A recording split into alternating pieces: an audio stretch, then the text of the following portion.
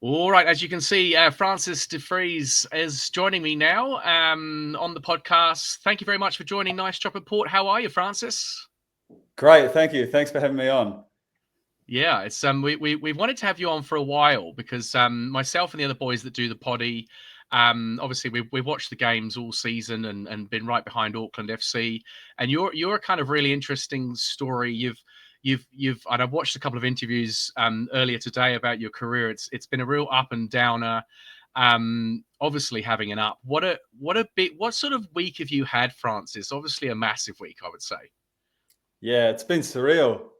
You've mentioned my story there, and working a long time in a lot of different places, not playing in front of a lot of people and having to be intrinsically motivated a lot of the time. It's pretty special to share those moments, that hard work with people when the occasion does come around. And Monday night was pretty special. I think it's the culmination of a lot of things that have happened over the last 9 months. And I guess we can get into that as well if we want to talk a little bit about Auckland FC's season so far.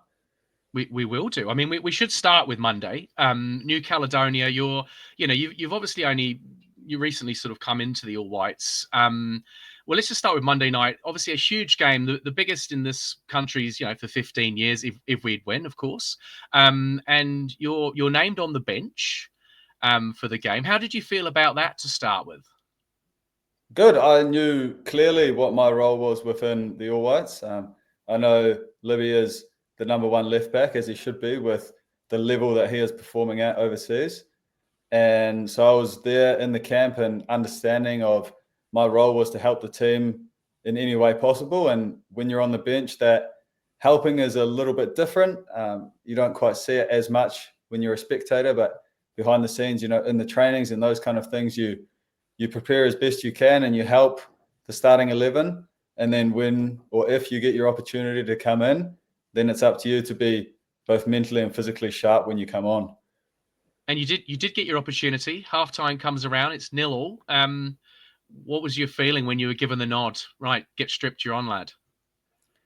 It was good because I didn't get too much notice. Like, obviously they're having the team talk in the changing room, but all of us subs are out on the field kicking the ball around, doing a few runs, getting warmed up. So Goffey, the keeper and set piece coach, came out a couple of minutes before the end of half time and just said, "Hey, mate, you and Eli are coming on.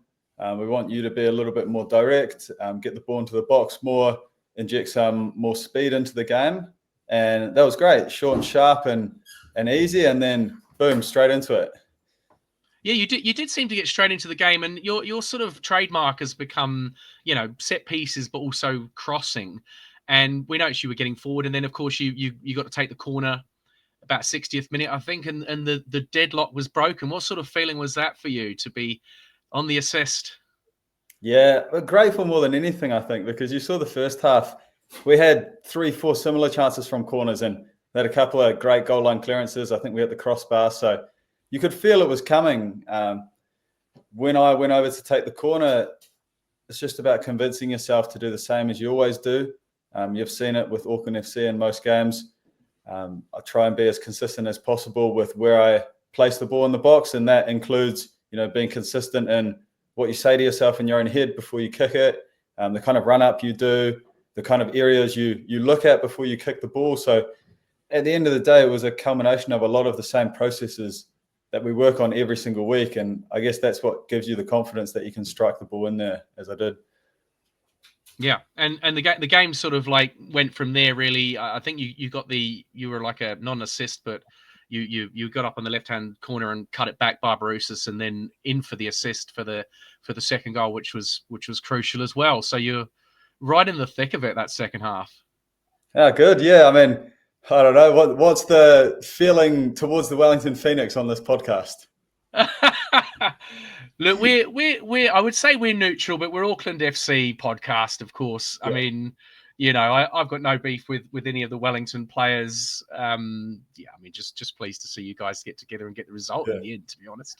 No, it's great. I know. Just kidding. I was just asking because got a bit of a bromance going with Costa on the tour. Assisted him in the first match. Gave him the pass in the second one where he set Eli up. But I just wanted to mostly also speak quickly for him. What a moment for him. 35 years old, has plugged away at a really high level for a long time, and to come on and score and then assist as well, like he did. Eli scored off the bench too, so you can really see the strength that the team is showing in different areas. Yeah, and you guys showed a bit of resolve, definitely. Chris Wood's obviously the superstar at the moment of this team. I think you'd agree. And the poor boy goes off with an injury, and it's kind of like all the pre-match talk was about, Woody sorting it all out, and then you guys had to do it without him. Did that sort of change the mentality of the guys left on the pitch? I think a little bit. Of course, when one of your most important or the most important player gets injured in a game, then there's a lot of adapting that you have to do. I think we're lucky that we have a team full of experience. You can see most of the boys have over 20 caps already for New Zealand, even if they're a little bit younger. So being adaptable in those situations comes with experience. And, that was exemplified by Costa coming on and doing the job at striker, which I don't think he's played for a while for New Zealand. So, it was great to see the team pull through in that situation, but obviously gutted for Chris and, really unfortunate on that occasion for something like that to happen. Yeah. And you and the boys, you closed it out. For you personally, what did it feel like with the final whistle? I mean, you're in your early 30s now. We're going to get a little bit into your career. You've kind of come from nowhere. And here you are in a team that's just qualified for the Football World Cup.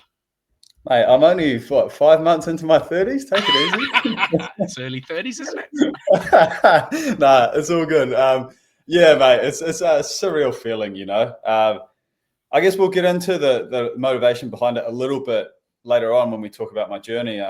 There's some things I'd like to touch on, but for the moment, it was so cool. I mean, once the game's finished, you can really look up and look into the stands and take in the emotion of people. And when you're playing, you don't often have license to do that because all your attention's wrapped up in what you're doing, following team tactics and obviously sometimes trying to catch your breath and then making the right decision on the ball and those kind of things. So once the game was done, to look around and to see the outpouring of joy on people's faces, that was special. That's great. And your family must be super proud. Yeah, they're stoked. Mum was there, so that was really cool. Gave her a big hug after the game. She gave me a chocolate milk, so she was like, go recover. I know you got another game coming up soon, so that was pretty cool. That's great. Yeah, you guys must be on cloud nine.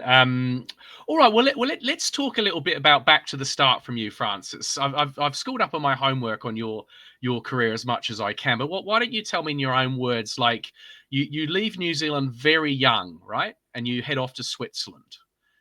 Pick it up from there. What happens when you sort of start your big adventure into football? Yeah, that's a great place to start. And I'd just like to touch upon some people who helped me in that journey. Like obviously my mum was a massive one. She's Swiss and she was the one that was taking me to trainings, and Dad was the one who was my youth coach, so without them, I wouldn't have even got to that stage. There are a couple of great coaches I had when I was younger. Rob Sherman ran an academy, actually, the Fiji coach. So he was a great influence on me, and a man called Fred Simpson from Kashmir Wanderers. So these guys helped me believe in myself when I was younger. And you might not know it, but my youth football journey kind of parallels my adult football journey. And I didn't often make the academy or the rep team, or I was making the B team of the regional side. So getting used to dealing with disappointments, and uncomfortable as they were, I think was crucial when I went over to Switzerland, because as I went over there, I realized, Jesus, there are so many good players here, we're so sheltered in New Zealand. Like you've probably seen different parts of the world, but I was there for 6 months with our under-19s team, and I couldn't get a kick basically. Played a couple of games, but was just way off it, like technique, physically, tactically. I learned so much, but as a 17-year-old, it's quite damaging for your ego and who you think you are and what you think you can become. So yeah, that was a really, really powerful learning experience going over there. And so you were sort of playing with a lot of Swiss youth players. You didn't turn pro over there, my understanding, but then you sort of went over to the United States. Is that kind of where it went for you? Yeah, for sure. We're really lucky in our academy. They gave us these pathways, and they showed us that, look, you could come through a youth academy, or you could stay in New Zealand and play in the National League back then, or you could go to America and get a scholarship and get an education on the side while playing football. And that's what I thought the best pathway was at that stage. I knew I wasn't good enough to make it into the professional level yet. So I knew I had another 4 years and also a great opportunity to, get something more than just football out of the journey, which I think is really important. Like, obviously you meet a lot of great people, you make friends, and you have relationships that will hopefully last beyond football. But getting an education was something that my parents were big on as well. So having the opportunity to do that was a bit of a no-brainer at that stage. So I spent 4 years over in the university system in America, which ended up with me being drafted to Vancouver. And I, again, didn't make the MLS team. I was signed for their reserve team in the USL and played 1 season there before coming back to New Zealand. And if you'd like to talk about that, we can. Yeah, but I'm just interested in the draft situation, because when we think of players being drafted, we're always thinking about basketballers and American footballers. But it works the same way with football, or soccer as they call it over there. I see you were number 29 pick. Is that correct? Yeah, it was close. One day off my birthday, mate. Whoever was 28 should have picked me. But nah, it was a weird situation because in college, like, you only play in your isolated area. You only play the schools that are local to you, and then at the end of it, they somehow decide, okay, here are 70 players that we think have potential to be pros. They invite them to this combine. You're together for a week. You play 3 games. You do some physical testing, and then at the end of it, you go to the draft, and you have no clue. You can end up anywhere in the region, anywhere in the States or Canada. Yeah, wow. Exactly. You don't even know if you're going to get picked, to be honest. Like, a few boys knew, the ones that went really right at the start, they had already signed contracts with the MLS. But most of us boys sitting in there, when you get picked, you essentially go on trial to the club that picks you. The NBA and the NFL, and there's all these multi-million-dollar contracts and all that, and it's this big buzz, and at least at the top rounds. But in football, it's a lot smaller than that, and it's weird. Like, it's a bit of a mix. I think it was really cool because Dad was really proud, and I remember he told me how he watched it, and that was pretty emotional. But going to Vancouver, like, you were still on trial, so you still hadn't achieved the goal of being a professional footballer. It was like going to preseason in a new situation. Yeah, and so you didn't go pro in America. You come back to Canterbury United, back to New Zealand about 2017. Is that right? Yeah. So I did spend 1 season with the Whitecaps second team, which was classified professional at the time. Okay. And so that was like the culmination of, I guess, achieving a big outcome goal from that I'd had for a while. But the season didn't go great. I played decent at the start, but then tailed off towards the end of the year and got injured, and a bunch of different things happened. But I lost a lot of confidence in myself, and it was weird. Like, you've spent all this time thinking that professional football is something, and you have this totally different experience. So I was a bit confused as to where I wanted to go with football after that. And luckily, there was a really good group of lads at Canterbury United. Came back to New Zealand, was working and coaching on the side, and then playing mostly for enjoyment's sake. Of course, I still had aspirations, but these guys made the team spirit so good that I said, okay, I want to keep playing football. I love the environment and so on, and played, I think, 3/4 of the National League season with them. Yeah, and then you back over to go over to Europe, Sweden. Tell us about Sweden. This is a big part of the journey, right? Yeah. This is where all the funny stories start. So honestly, mate, like, I finished playing for Canterbury in April, which is a bit of a dead zone. Like, there's no transfer window open. So I was almost going to an NPL club in Melbourne, but that fell through last minute. So I kind of didn't have anything on the table. And one of my friends knew an agent in Sweden. He said, why don't you come and play for this amateur team? My dad's the president. We'll sort you out with a place to live and 3 meals a day, and I'll get you some trials with some pro or semi-pro clubs in the summer. So yeah, I just said, why not? Like, I'm 23. It's getting to the stage where I need to decide whether I want to keep playing football or not. And one of my goals was to play professional in Europe. So, but this was in the seventh flight of Swedish football, the original club. Yeah, right? yeah. I didn't know too much about it. I just showed up and ended up being this town of, I think, just barely 2,000 people. I was living in a hostel, walking to training. But first session, I think like 12 of 25 boys showed up, because it was kind of what it's like, show up if you want to, have a kick around, get fit. But hey, the boys were great. They welcomed me. There were some funny traditions and stuff. There was a swamp behind the training ground, so they threw me in that.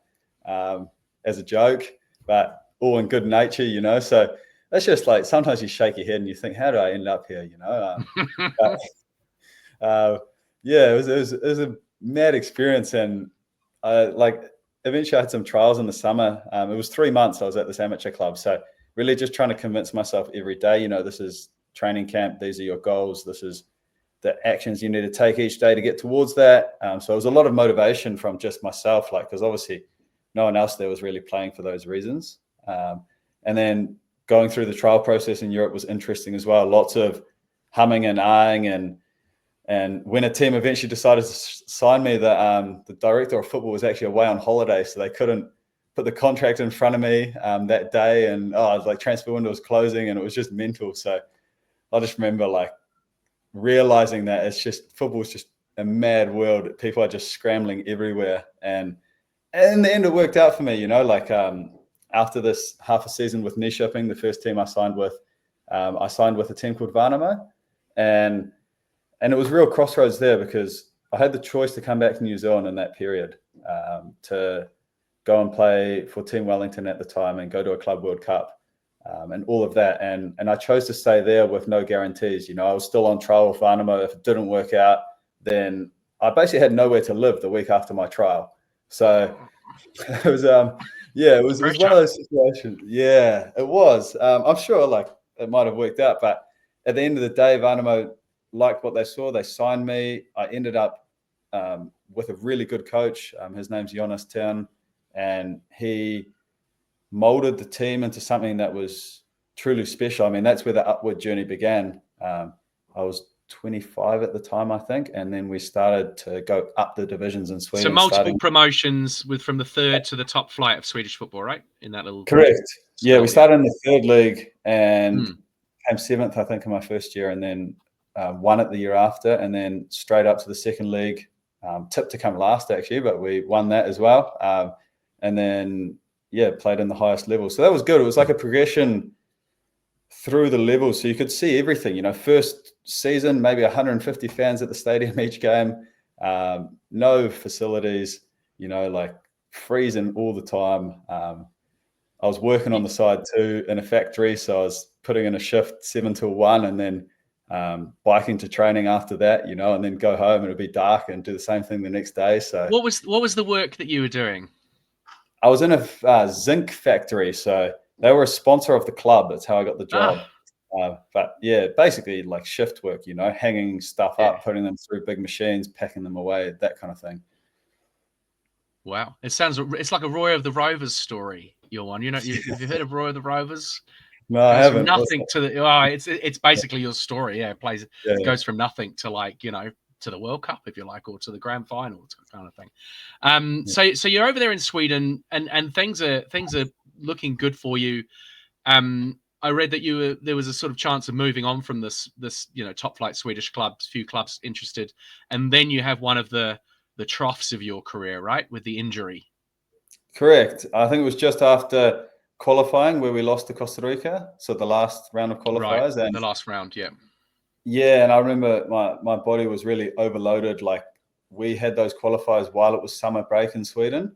And then I came straight back into training and games, and we used to train really, really hard over there. So I should have taken some time off looking back on it. But of course, you feel like you just need to keep pushing all the time. And it's one of the lessons I learned coming back here. But yeah, we were in a training game, 11v11. It was a double session, so it was in the afternoon.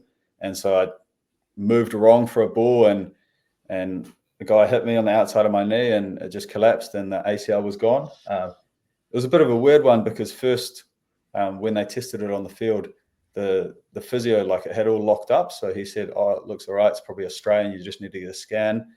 And then 2 days later, I got the scan, and I still remember the doctor calling me. I was standing on my balcony, and the first thing he says is, "I'm so sorry," and you've torn your ACL. You're done for the year. And it's a weird process. Like it's a small period of time where you refuse to accept it. Like you say, "No, it's not real." It's, you know, and then. Yeah, obviously the ramifications sink in. I had 6 months left on my deal. I was in the process of probably leaving Värnamo, and if not in that transfer window, in the next one, with what you mentioned before. And so all of that kind of, the rug gets pulled out under you. You're damaged goods. No one's going to take you, even if you've played a couple of good seasons. You're essentially a liability for them when you come in. So the choice was made between me and my partner Lisa to come back to New Zealand and start a new life here. And it's just to pick up on what you said. It's there's a lot of pressure to keep carrying on as a footballer. You said, it's a very short career, isn't it? Really, like it's sort of like 10 to 15 years if you're lucky. You were at that stage where you were sort of on the up, and you're saying you might have rushed yourself back to training too quickly, right? Definitely, and definitely just always wanting more attitude. Like I always wanted the next thing, because I was finally tasting some of those external rewards that was like exciting. We're playing in big stadiums, and every week was a chance to play against top players, and I felt like I need to keep proving myself every week. So in some ways that attitude is helpful in sustaining you when you need to have that extra push to make the extra effort, to train more, to be better, to bounce back from mistakes. But in some ways it can be a really negative thing too. It can lead to you taking unnecessary risks or burning out in the way that I did. And so for you, the injury comes. You had a partner, and you decided to move back to New Zealand, right? But not obviously for the Auckland FC. There was a spell before that, right? Yeah, I mean, there was a really conscious choice of us that, this is not going to be good for my football career, but we have these other areas of our lives that we think are really important. And one of them was, obviously coming and moving into a place that we could see our future being, or being, in a different group of friends, a different environment. So yeah, we came back and I started playing for Eastern Suburbs. Again, both me and my partner, just regular Kiwis working, doing all that kind of thing. Just the call of home after the OE, was it pretty much? Yeah, it was 5 years away, so I think it was long enough. Mate, I can tell you're not from NZ, are you? No, I've been here 18 years, so I've come the other way. Okay, cool. I'm here. I understand. Yeah, and you probably see it too. Like there's some things about New Zealand that are so beautiful that you can't really get anywhere else. So can't replicate. That's what attracted us to come. It was a hard road because obviously you're coming back into amateur football.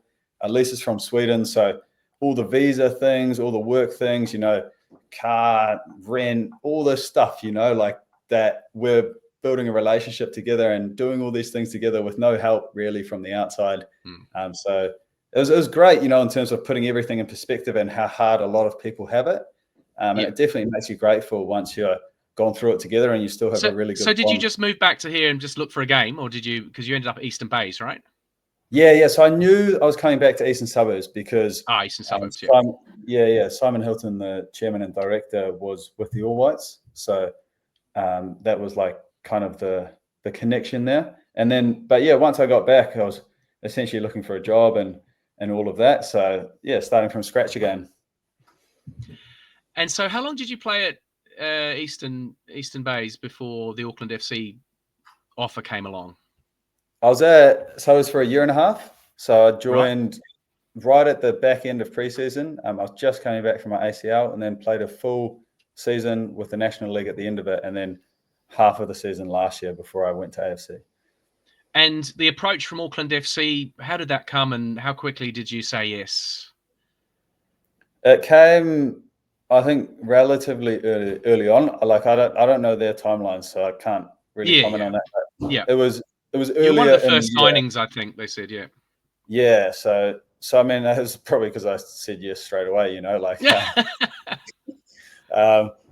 obviously I wanted to play professional again, and this was the place that had the best opportunity for me at the time. I think it worked out perfectly for myself personally. I feel very lucky that Auckland FC was started, and that I know how difficult these things are to get off the ground. So also in this time in my career, it's given me, these beautiful memories that I wouldn't have had otherwise. Yeah, well, let's talk a bit about Auckland FC. I mean, it has been an amazing experience, I think, for I can tell from the players and the club and everyone involved in the club, but also football fans here in Auckland. I mean, I'm in that group of football fans who we didn't, I'm a Spurs fan back in England for my sins, and that will never change. But all of us have been like Stay just loyal. waiting. Yeah, Yeah. never change. And so the Auckland FC thing has been really nice because it's like a breath of fresh air for football. Everything's been positive so far. We've had a stellar summer in terms of weather. All the games seem to be hot and sunny, and the weekends have been amazing experiences for everybody involved. What's it been like on the inside for you to be part of this, Francis? I think as a player, you always have a little bit more of a limited view on things because you don't notice as much as you're noticing. When you're there, you focus on your role within the team. You have a schedule each week, so you know kind of what you're doing, and things go quickly, but I would say it's great. Like when we show up 9:00 most mornings, it's great to see all the boys, there's a great chemistry and connection within the locker room. So that's super enjoyable. I guess that's all you can really ask for in any work environment, that you enjoy the people you work with. And when I walk out on the field and look at the players that are around me, or the training field and the whole squad, I look at them and I think, yeah, this is a good spot.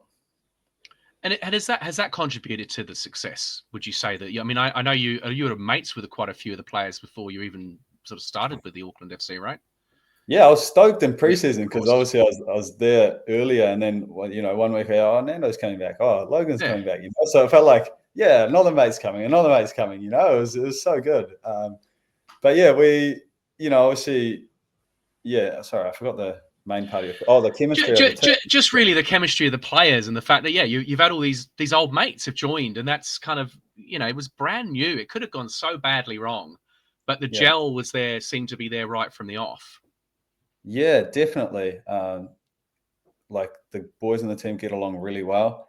I think there's a great range of personalities in the team, and I think almost all of the players have been through some significant hardships in their career. Obviously, we've spent 10, 15 minutes talking about mine, but you even look at the players that we got from overseas, Luis Vistade, Jake Brimmer, boys like this have been through some really tough times in their careers as well. So everyone understands the meaning of what we're doing and how hard we have to work to get there, and the buy-in's there, the connection's there, and that has led to good things. Yeah. Well, let's talk a little bit about your game. I mean, we pull these games apart on the podcast, Francis, just for your knowledge. We're just a bunch of old guys who like football, right? But one of the things that always comes up, and my podcast mate Matt, who's a co-host, he thinks you're his favorite player. He's an old man, but you're his favorite.